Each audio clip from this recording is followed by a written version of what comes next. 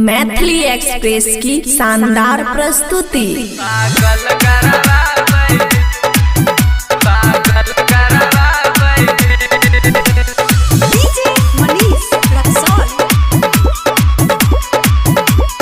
खुशी recording studio बलुआहा।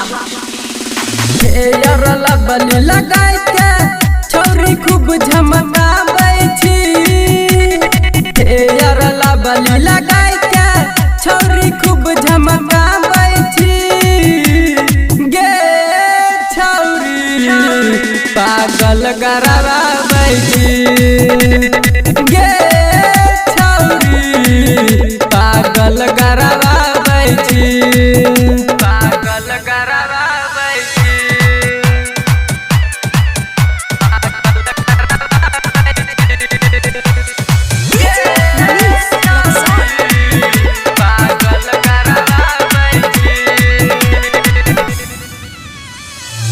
जखन लगाबै छै तू होठवा में लाली गे। हम बुढ़ावा जवन का देखी बजाबै छो ताली गे। जखन लगाबै छै तू होठवा में लाली गे। बुढ़ावा जवन का देखी बजाबै छो ताली गे। अपना मोबाइल में भीगो वीडियो खूब बनाबै छी।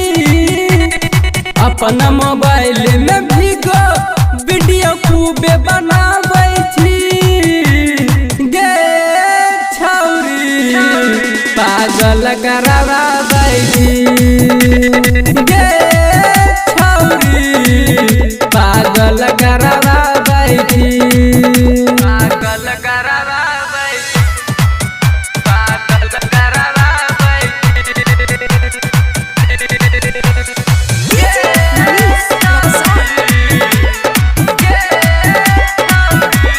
खुशी रिकॉर्डिंग स्टूडियो बलुआहा। जखन घुमै छी छौरी जाना की नगर गे।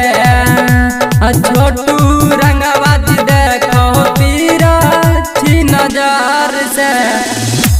जखन घुमै छी छौरी जाना की नगर गे। छोटू रंगबाज देखो तीरा छी नजर से। अपना दुपट्टा के तू खूबे उड़ाबै छी।